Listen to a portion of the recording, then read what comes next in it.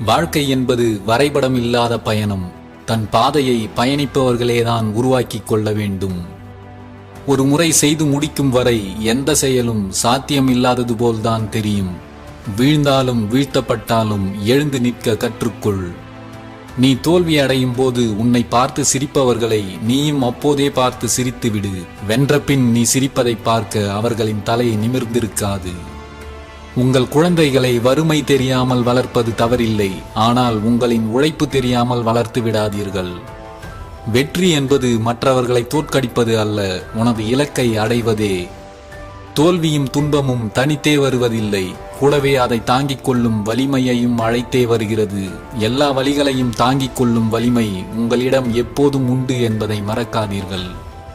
உங்களை நேசிப்பவர்களுக்காக வாழுங்கள், உங்களை வெறுப்பவர்களுக்காக வாழ்ந்து காட்டுங்கள். நீ அடுத்தவர் முதுகில்